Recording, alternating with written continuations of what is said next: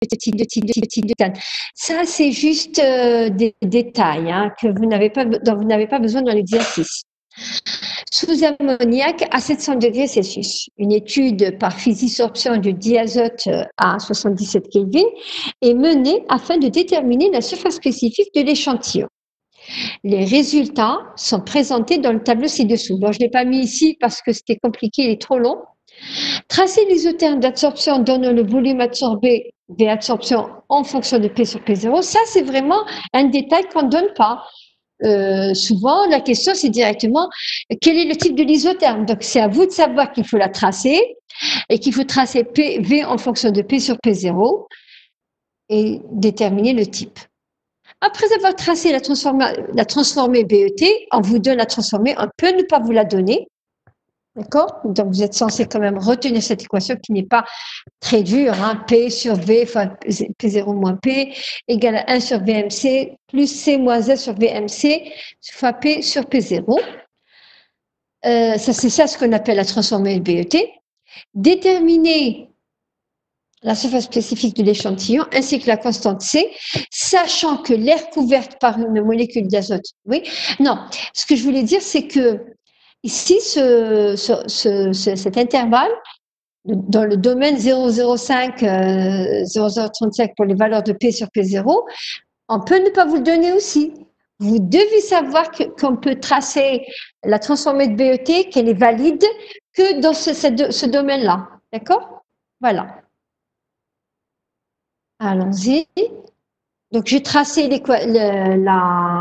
l'isotherme.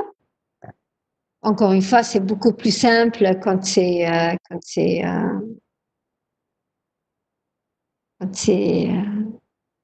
par Excel ou Origine.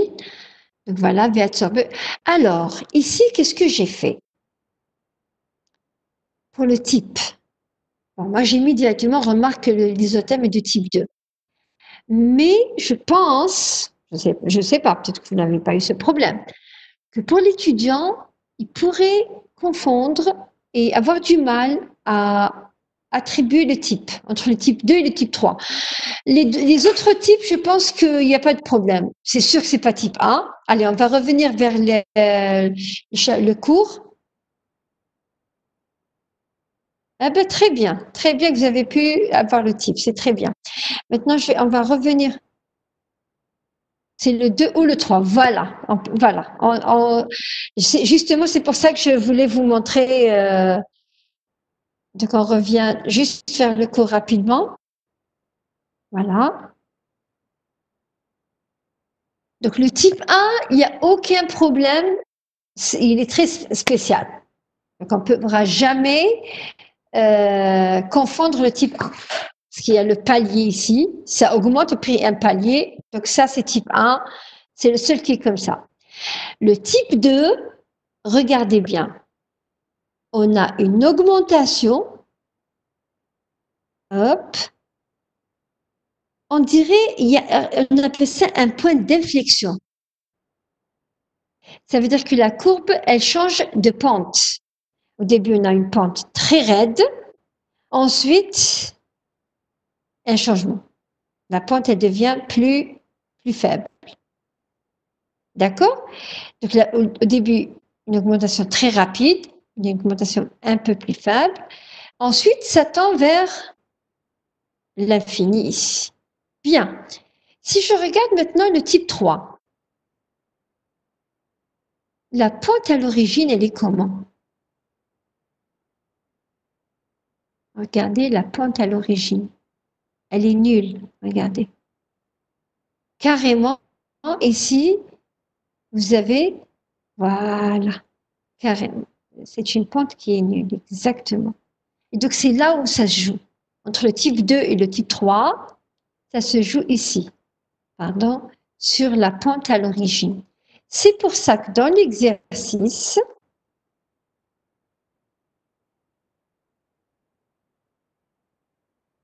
j'ai tracé comme ça. On a l'impression que c'est nul, justement. Après, qu'est-ce que j'ai fait? J'ai tracé toujours ma courbe juste sur un petit, sur une petite, comment dirais-je?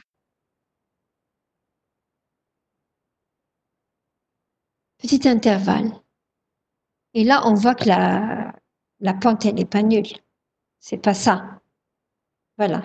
Petit intervalle, la petite partie. Parce que quand je trace tout, la courbe s'écrase ici. Et on a l'impression que c'est parce que le volume ici, il est très grand par rapport au volume initial. On le voit ici. On commence à 9,8 et on termine à 321.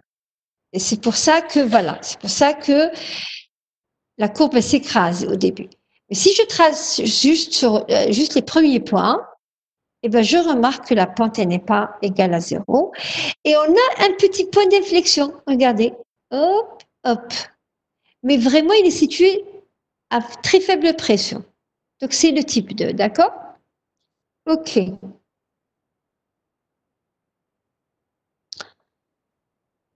Après, c'est un jeu d'enfant.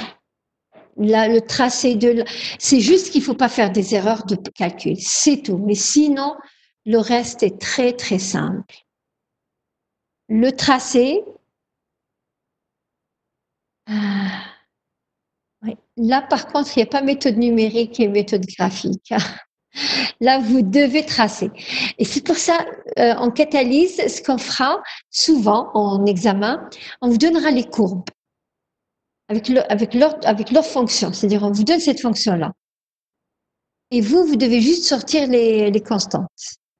Parce que tracer une courbe comme ça aussi, c'est pas donné. Hein. Ça prend énormément de temps et c'est pas le but.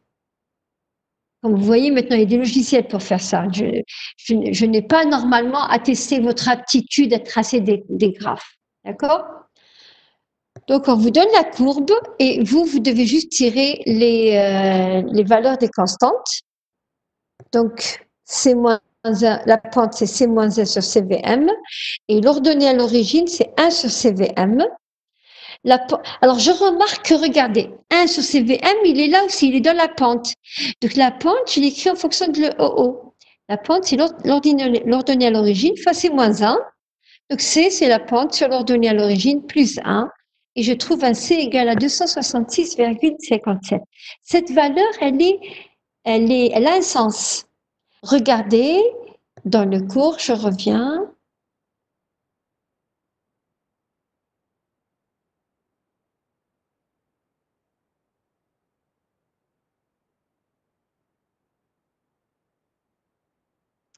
Ah, je ne l'ai pas mis ici, j'aurais dû le mettre. Je vais le rajouter d'ailleurs dans le cours. La valeur de la constante C pour le type 2. Bon, ici, ce n'est pas donné, mais regardez pour le type 3. La constante C de la théorie BET reste inférieure à 2. Donc déjà là, celui qui s'est trompé la première question en disant c'est le type 3, le fait qu'on trouve un C égal à 200, ça enlève toute ambiguïté. On est sûr que ce n'est pas le type 3. Parce que pour le type 3, la constante C, elle est faible. D'accord? Et inférieure à 2. Bien. Donc, déjà, ça, c'est aussi une indication.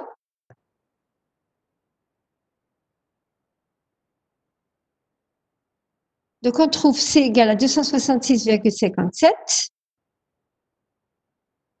Et on calcule VM.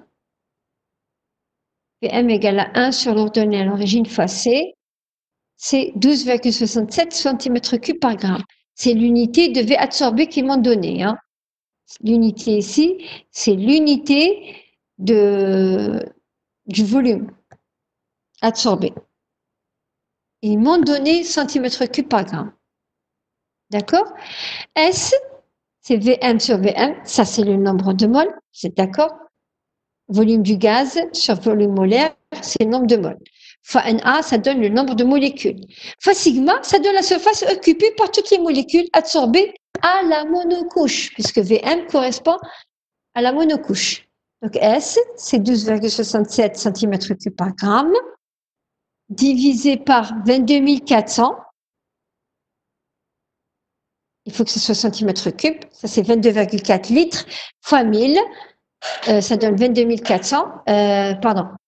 Fois. Attendez. 1 litre. Oui, c'est 1000. Oui, c'est 1000. C'est correct. C'est juste. fois 6,022, 10 puissance 23, ça c'est le nombre d'Avogadro, fois 16,2 angstrom carré. Donc, pour avoir des mètres, c'est fois 10 puissance moins 20. Ici, c'est des centimètres cubes qui vont se simplifier. Donc, l'unité va dépendre justement de l'unité de sigma. Si j'ai si j'ai converti les angstroms carrés en... Ah, pardon, j'ai pas... Pardon. Si j'ai converti les angstroms carrés en mètres carrés, l'unité de la surface, ça va être mètre carré par grain. D'accord? Voilà, c'est tout. Donc, demain, Inch'Allah, je ferai des applications des réactions